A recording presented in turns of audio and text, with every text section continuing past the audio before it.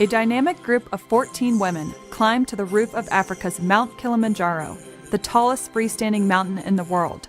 We climbed to make a statement about species extinction, climate change, and women's empowerment. Our journey took 9 days, 8 nights, and 63 miles, with a team of porters and guides. My name is Jenna Kelly, and I'm the founder of Climb for Conservation. I formed this nonprofit to inspire people to climb mountains around the world for a conservation cause.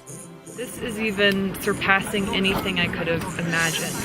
Just that, 14 women are here and so passionate and, truly believe in conservation. It's so amazing to me. For Kilimanjaro, our goal was not simply to reach the summit, but to put a spotlight on a critical conservation issue, to make a statement to the world on top of Africa's highest peak at 19,347 feet. I started organizing a group of passionate and powerful, eco-conscious women. One of the first to join was Julian Struve, a PhD research scientist with the National Snow and Ice Data Center. Julian would teach us about the melting of the glaciers and why climate change is accelerating the process. Allison Rogers, former Miss Rhode Island and Miss USA contestant, would be a role model for green awareness. Right now I am a Together Green Fellow working on developing resources for young women across our country, encouraging them to get involved with sustainability. And I thought, what an amazing way to make a statement for sustainability and conservation. Margot Moselle, our marketing and events advisor, brought her positive energy and passion to the climb. And 13-year-old Taylor Justice would become one of the youngest to ever climb Kilimanjaro up the Lemosha route. Our group was composed of mothers, daughters, a producer, a geologist, and lawyer, but most importantly, what bonded everyone together was a love for the earth. 1, 2, 3, rhino! Harvard biologist E.O. Wilson stated that by 2100, 1/2 of the world's species may be extinct. Our mission is to give a voice to species who do not have one. We picked the critically endangered African black rhino, a prehistoric creature whose ancestors roamed the earth for 60 million years. Between 1997 and 2002, 96% of Africa's black rhinos were slaughtered for their horns. The rhino horn is valued more than gold and driven by Asian medicine. Poaching may lead to extinction by 2025. You could say the horn has cost its life.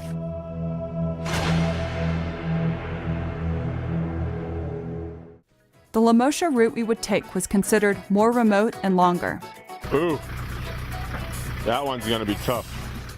We started our journey in rain and ascended up to the first camp, Big Tree. Just on his head? Yeah. Wow.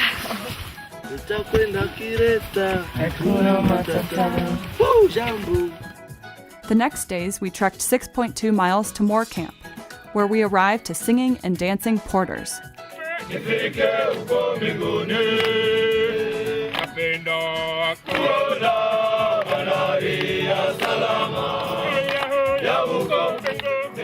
And then we climbed our way over the technical Barranco Wall. One more day was spent reaching Karangu Camp, and then to our final base camp, Barafu. We gathered our spirits, drank hot tea, encouraged each other, and got ready for the final push to the summit. 1, 2, 3, summit! We awoke in the middle of the night and gathered our packs. Anticipation, excitement, and desire for the summit filled the air. It was pitch black dark and freezing. The team of women had flown halfway around the world, pushed themselves to their limits, and spent a year raising awareness for the cause. We would be devastated if we did not all reach the top as a team. One by one, we organized into single file formation. Pole-pole. Slowly, slowly. We followed the pace of our lead god Kambe, who instituted a military stance and regimen for hours. Slowly over time, we all gained elevation and just kept pushing ourselves. After 6 hours, we could see Stella Point in the distance. Making it to this false summit gave us surprising confidence and a renewed energy and purpose. There was no way we wouldn't continue on for one more hour to the summit. After 7 days and 7 hours, we had made it to the top. We memorialized the event, hugging, crying, smiling, and we were overcome with joy. We did it as a team. Most importantly, we had made a statement to ourselves and to the world.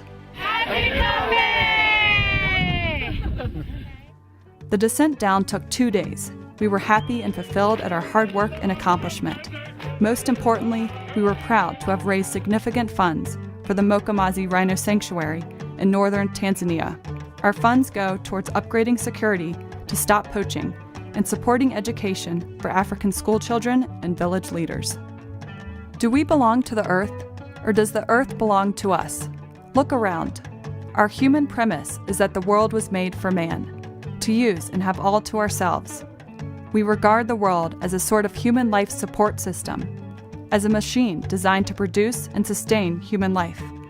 But nature is in perfect balance, and it is interconnected in ways we are not even aware. It's our job to protect the animals on this earth. It is a duty that we all must participate in because they are disappearing so fast. Once we start raising awareness on really where we're at with all these species disappearing, that we can make differences, and it needs to start with educating the world.